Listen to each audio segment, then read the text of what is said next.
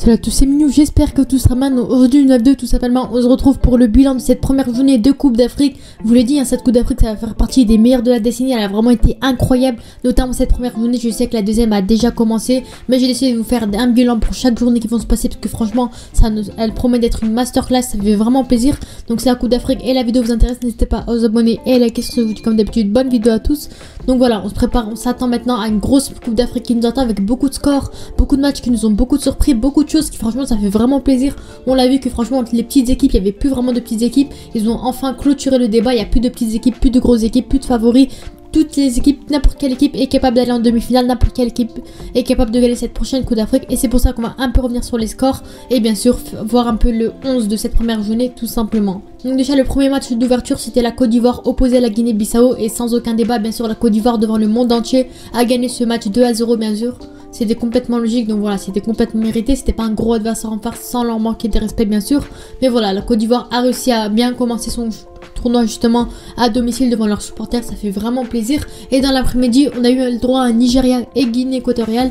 Et cette fois-ci, c'était un peu plus compliqué pour les Nigériens. On sait que c'est un peu compliqué pour eux. Donc voilà, malheureusement, ils se sont clôturés le match avec un score de 1 partout. Compliqué pour eux. Et derrière la Guinée équatoriale qui se donnera à 200% dans cette Coupe d'Afrique. On sait que ça reste une équipe à ne pas sous-estimer, qui est vraiment très bonne et capable d'accrocher les plus grosses équipes justement. Donc c'est pour ça que malheureusement, le Nigeria n'a pas pu proposer mieux qu'un match nul malheureusement.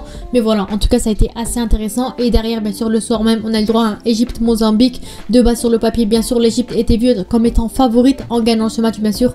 Personnellement, je pensais que la Mozambique, c'était pas du tout élevé. C'était une équipe malheureusement, entre guillemets, sans leur manquer de respect, ça allait être très compliqué pour eux. Mais heureusement pour eux, ils ont réussi à accrocher le match nul de partout face à l'Égypte justement. Franchement, félicitations à eux. On voit que franchement, cette Coupe d'Afrique, les petites équipes se sont préparées aussi. Il n'y a plus vraiment de petites équipes. Et c'est pour ça que malheureusement, l'Égypte de l'autre côté a flop. Elle n'a pas été énorme non plus. Ça a été très compliqué pour eux. Et c'est pour ça que malheureusement, l'Égypte n'a pas pu faire mieux qu'un match nul justement, tout comme le Nigeria. Et dans ce début de Coupe d'Afrique, on a vu que franchement, déjà, les petites équipes pouvaient s'illustrer. La Guinée équatoriale était déterminée à 100%, notamment la Mozambique aussi. Et derrière, on a le droit à la première surprise de cette Coupe d'Afrique avec la victoire du Cap-Vert face au Ghana. On sait que le Ghana, c'était assez compliqué pour eux. En plus de ça, ils avaient Mohamed Kudus qui était forfait. C'était très compliqué pour eux. Ils n'avaient pas de vrai leader de jeu sur le terrain. Franchement, ils n'ont pas pu faire mieux qu'une défaite malheureusement face au Cap-Vert qui aurait réussi à marquer en fin de match, qui ont été très intéressants. Le Cap-Vert qui reste une équipe à ne pas sous-estimer dans cette Coupe d'Afrique, qui peut vraiment très intéressante, qui peut vraiment faire très mal. Et pour moi le Cap-Vert, franchement c'est l'une des grosses surprises de cette première journée. Victoire face au Ghana qui fait partie des plus grosses nations africaines actuelles.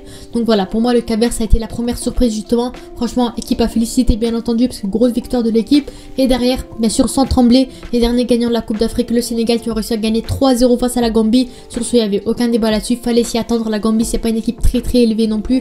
Et derrière le Sénégal qui n'en a fait qu'une seule bouchée, avec la première victoire à 3 buts d'écart justement du Sénégal, avec une magnifique masterclass de Lamine Camara qui a marqué notamment un doublé pour sa première titularisation et sa première sélection et sa première Coupe d'Afrique notamment avec cette équipe du Sénégal. Et ça montre encore une fois qu'ils sont prêts encore une fois à conserver leur titre et ça fait vraiment plaisir. De ce côté là, voilà, la Gambie n'a pas pu faire mieux qu'en marquant un but. Ça a été très compliqué pour eux. Le Sénégal avait une complète domination sur la Gambie justement, et c'est pour ça qu'ils ont réussi à gagner ce match en finissant bien sûr premier de leur groupe bien sûr, sans aucun débat. Le Sénégal a été très intéressant et a montré encore une fois qui ils étaient. Et derrière on a eu le droit au premier gros choc de cette Coupe d'Afrique, opposant le Cameroun à la Guinée. Les anciens participants, les anciens organisateurs de la Coupe d'Afrique du Cameroun qui malheureusement ont énormément de forfaits. Ils n'ont pas eu le droit au Nana qui malheureusement a préféré jouer son match contre Tottenham. Vincent Aboubakar qui était forfait, c'était très compliqué pour eux, mais heureusement pour eux, ils ont réussi à accrocher justement le match nul face à la Guinée. Voilà, la Guinée qui malheureusement s'était pris un carton rouge aussi. C'est pour ça que heureusement que pour le Cameroun qu'ils ont réussi à ne pas encaisser de but. Mais derrière on a vu que ça finit sur un match nul, un partout. Donc en soi franchement le Cameroun s'en est plutôt bien sorti, parce que ça aurait pu être bien plus compliqué pour eux. Ils auraient peut-être même pu perdre ce match là, ça a été assez compliqué pour eux. Mais heureusement pour eux qu'il y avait le carton rouge juste derrière. Et derrière bien sûr encore une fois l'Algérie a été opposée face à l'Angola. On l'a tous vu comme étant favorite aussi, parce qu'on sait que l'Algérie malheureusement durant la dernière Coupe d'Afrique c'était assez compliqué. Ils sont sortis en poule etc. Franchement c'était assez décevant, ils n'avaient pas d'autre choix que de se relever. Et pour la première entrée en compétition, ils n'ont pas mieux offert qu'un match nul face à l'Angola. On l'a vu en première mi-temps clairement que Belaïli et Bounedjah pourraient être très dangereux dans cette Coupe d'Afrique. Malheureusement Belmadi a préféré les sortir à la mi-temps, c'était assez compliqué le reste de la mi-temps. L'Angola a fini par égaliser et on a vu que franchement Voilà, ils ont fini sur un score de 1 partout. Voilà, ils auraient pu marquer peut-être plus de buts l'Algérie et gagner ce match, mais voilà, ça a fini comme ça. Peut-être qu'ils se rattraperont dans la deuxième journée, voire la troisième journée, mais en tout cas, l'Algérie a fini ce match sur un match nul. J'espère qu'ils pourront se qualifier et ne pas finir sur le même résultat que la dernière Coupe d'Afrique.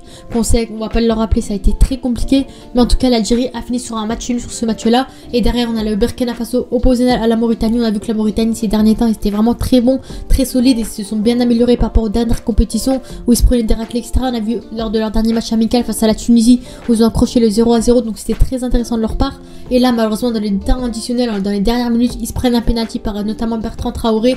Malheureusement, ils ont bien assuré, c'était assez compliqué pour eux dans ce match-là. Ils avaient assuré en défense, mais malheureusement, le Burkina Faso a fini par obtenir un penalty en fin de match, a réussi par marquer, par gagner ce match. C'était pas le match le plus intéressant non plus, même si la première mi-temps a été assez intéressante avec quelques occasions, etc. Mais en tout cas, ce match-là a fini sur un score de 1-0 et le Burkina Faso, bien sûr, a réussi à prendre la tête de ce groupe, tout simplement. On continue maintenant avec l'une des plus grosses surprises, notamment de cette première journée, justement avec la défaite 1-0 de la Tunisie face à la Namibie.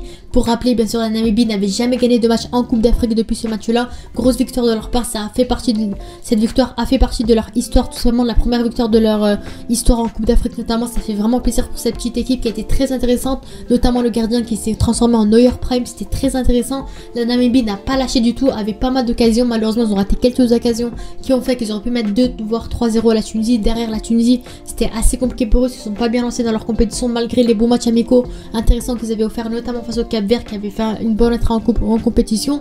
Mais voilà, la Tunisie malheureusement avait raté beaucoup d'occasions, avec pas forcément un vrai buteur, c'est assez compliqué en tant que numéro 9 dans l'équipe de Tunisie, malgré Msekni, un Talbi, un Leidouni et enfin un gardien qui était intéressant. Le reste n'a pas tenu, malheureusement n'a pas tenu l'affaire, c'était assez compliqué. La Namibie derrière avait des bons joueurs et franchement c'est comme ça qu'ils ont réussi à marquer dans les temps additionnels, dans les dernières minutes, à la 88e de minute. Malheureusement assez compliqué, défaite pas très... Voilà, c'était un peu compliqué de comprendre face à la Tunisie, mais en tout cas, victoire de la Namibie, ça fait vraiment plaisir de leur côté. Et derrière, bien sûr, on a eu cette bouchée du Mali face à l'Afrique du Sud, justement dans le même groupe que la Tunisie. Le Mali n'en a fait qu'une bouchée de l'Afrique du Sud avec une victoire 2-0. Pour commencer, c'était un match assez compliqué dans la première mi-temps, très serré. On a vu que les Africains du Sud, franchement, ils tenaient l'affaire, ils défendaient bien, c'était vraiment très bon. Mais vers la 60e minute, on a vu que Amari Traoré et Sinayoko ont fini par marquer 2 buts en 10 minutes. C'est très intéressant. Le Mali a fini par gagner ce match-là. On sait que ça reste une grosse équipe, malgré le fait qu'ils n'aient pas de numéro 9 pour de vrai comme Ibrahima Koné et El Bilal Touré qui malheureusement sont forfaits. Mais en tout cas, on a vu que même sans vrai numéro 9 avec Sinayoko notamment, ils ont réussi à gagner ce match-là. Et peut-être on verra bien contre la Tunisie ce qu'ils vont faire. Mais en tout cas, le Mali est prêt dans cette Coupe d'Afrique. Très grosse équipe qui franchement a son mot à dire aussi, qui peut être très intéressante et elle est dans cette Coupe d'Afrique tout simplement. On continue maintenant avec le Maroc qui a gagné contre la Tanzanie 3-0. Donc voilà, on sait que franchement la Tanzanie, malheureusement pour eux, c'est une statistique qui est pas très plaisante à dire quand même. Mais en tout cas, la Tanzanie, c'est le pays africain avec le pire score au classement FIFA. Donc franchement, c'est une victoire pas très surprenante du côté du Maroc, vu qu'on sait que la Tanzanie, c'est une équipe entre guillemets assez faible malheureusement. Le Maroc aurait pu marquer bien plus de buts, mais en tout cas 3-0, ça reste très convenable. Ça permet de les mettre en confiance justement dans cette Coupe d'Afrique, parce qu'on sait que le Maroc, c'est une équipe qui aura beaucoup de pression dans cette Coupe d'Afrique, qui franchement devra montrer beaucoup de jeu, aller en demi-finale, aller le plus lent possible. Mais en tout cas, le Maroc a réussi à gagner avec une super performance de Ounahi qui était très intéressant, qui a marqué un très beau but notamment, qui a vraiment fait une bonne masterclass. Et Nisri qui a réussi à marquer un but, mais malheureusement durant le match c'était un peu compliqué, il rate pas mal d'occasions, etc. Et Zalzouli qui nous a montré une bonne performance aussi. Romain Saïs notamment qui a fait son retour et qui a marqué son but. Donc franchement, du côté du Maroc, c'était très intéressant. Victoire complètement logique du côté du Maroc. Très bonne victoire. Et bien sûr, le dernier match qu'on a eu récemment, Congo face à la Zambie. Match très compliqué avec des buts gag. C'était vraiment compliqué ce match-là. Assez bizarre, on va dire. Mais en tout cas, le score s'est fini sur un score de 1 partout. On a vu que voilà, la Zambie a très bien tenu défensivement, parce que quand même le Congo avec pas mal d'occasions notamment. Voilà, Bakambu, c'était un peu compliqué. Ils ont raté pas mal d'occasions, le Congo, qui aurait pu marquer et justement prendre l'avantage et gagner ce match-là. Mais la Zambie a réussi à tenir défensivement avec Patson Daka qui revenait défensivement de temps en temps, qui a été intéressant. Et la Zambie a réussi à tenir ce score-là face au Congo. Et voilà, justement, c'était ces matchs-là qui ont été très intéressants. Beaucoup de gros matchs, notamment des matchs assez surprenants qu'on peut retenir, comme la victoire de la Namibie face à la Tunisie. On a d'autres matchs assez intéressants, comme la victoire du Cap-Vert face au Ghana, qui a été très intéressant aussi. Le match nul de la Mozambique face à l'Égypte aussi. Franchement, on a eu beaucoup de matchs assez intéressants qui peuvent nous surprendre et qui nous hype justement pour la suite de la compétition. Ça promet d'être une grosse compétition justement. Et si un petit peu on doit avoir justement le 11 de cette Coupe d'Afrique, de cette première journée justement, avec bien sûr Kazapoua, le gardien de la Namibie dans les cages, qui a été très intéressant, qui nous a sorti 2-3 parades très intéressantes qui ont permis à la Namibie de faire 2-1 un clean sheet et de gagner face à la Tunisie, qui a été très intéressant. Et le gardien, pour moi, il n'y a aucun débat là-dessus. Derrière, on a Amari Traoré sur le côté droit qui a réussi à ouvrir le score justement pour la Namibie face à l'Afrique du Sud, qui a été intéressant, donc c'est complètement logique. Sur le côté gauche, Ait Nouri, qui n'a pas été décisif etc avec l'Algérie, mais en tout cas qui a été très intéressant, notamment son duo avec Belaïli qui a été très intéressant, qui a été bon techniquement, des drills, qui va faire des choses offensivement, mais en tout cas Ait Nouri ça a été intéressant. Djikou Saïs qui encore une fois font un duo qui ont été intéressants aussi, malgré la défaite du Ghana. Malheureusement Djikou a été intéressant, a été solide sur ses appuis, il a fait ce qu'il pouvait, malheureusement ça n'a pas tenu, mais en tout cas il est dans cette liste des meilleurs joueurs de cette première journée. Et bien sûr Saïs qui a marqué le but etc pour commencer pour la victoire du Maroc. Franchement il n'y a aucun débat là-dessus. Un milieu de terrain, le poste qui m'intéresse le but, c'est 3 milieux de terrain qui ont tout simplement fait des masterclass et qui ont même fini homme du match de chacun des matchs qu'ils ont fait, avec bien sûr Unai, Lamine Camara et Seko Fofana. Pour moi il n'y a aucun débat là-dessus. Seko Fofana qui nous a montré une masterclass justement pour ce premier match face à la Guinée-Bissau, Lamine Camara qui marque notamment un doublé avec cette équipe du Sénégal histoire de gagner la Gambie, et bien sûr Unai qui bien sûr a gagné face à la Tanzanie, qui a marqué un but. Et franchement pour moi ce milieu de terrain est exceptionnel, 3 milieux de terrain qui ont un grand avenir, 3 grands joueurs très intéressants, et pour moi franchement ils ont vraiment du potentiel et de l'avenir dans cette Coupe d'Afrique. J'espère qu'ils vont plus nous offrir, parce que vu leur football et vu ce qu'ils nous ont montré, j'espère que franchement ils vont encore nous épater. Et on attaque bien sûr Mohamed Salah sur le côté droit qui est auteur d'un but et d'une passe D, même si malheureusement c'était assez compliqué pour lui, il a pas pu faire mieux qu'un match nul contre la Mozambique. En tout cas il a marqué son but sur penalty, sa passe D, il a été assez décisif avec cette équipe de l'Égypte justement. Donc voilà, pour moi il n'y avait pas forcément d'autres latérales droits que j'aurais pu mettre.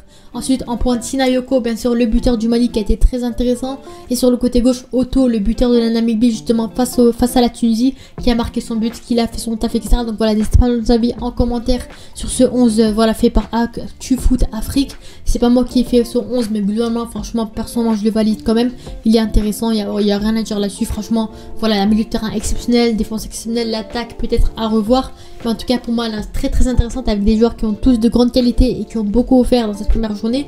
Donc voilà, n'hésitez pas à nous donner vos avis en commentaire. Donc voilà, je dois faire un petit peu maintenant mes équipes top et mes équipes flop. Donc j'ai décidé de faire 3 équipes nationales pour chaque classement. Donc on commence déjà avec les équipes top, où j'ai mis le Mali bien sûr face à la victoire qui était très intéressante face à l'Afrique du Sud. Ils ont fait le taf qu'il fallait, malgré sans latéral gauche et sans vrai buteur, ils ont réussi à gagner ce match 2-0. Donc franchement pour moi c'est chapeau pour eux.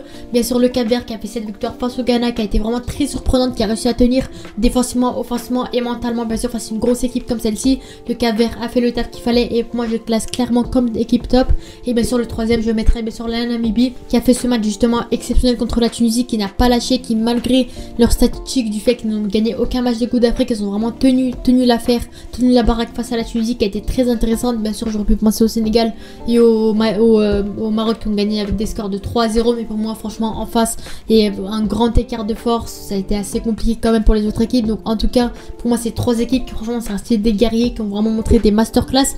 Et équipe flop de l'autre côté, malheureusement il y a le Ghana, la Tunisie et l'Algérie. De côté le Ghana et la Tunisie qui ont perdu leur match contre le Cap-Vert et la Namibie, et l'Algérie malheureusement qui aurait pu proposer bien mieux que face à l'Angola. C'est assez compliqué avec un score de 1 partout, malgré le fait que l'Algérie avait largement la position, pouvait largement gagner ce match, avait largement les capacités, mais malheureusement Belmadi n'a pas fait forcément les changements qu'il fallait. C'est assez compliqué, des joueurs qui n'étaient pas forcément en grande forme comme notamment Mahrez, on avait Bentaleb qui n'était pas en grande forme non plus, c'était un peu compliqué. Donc voilà, franchement pour moi c'est les équipes top et les équipes flop. N'hésitez pas à donner nos avis en commentaire sur voilà cette première journée notamment.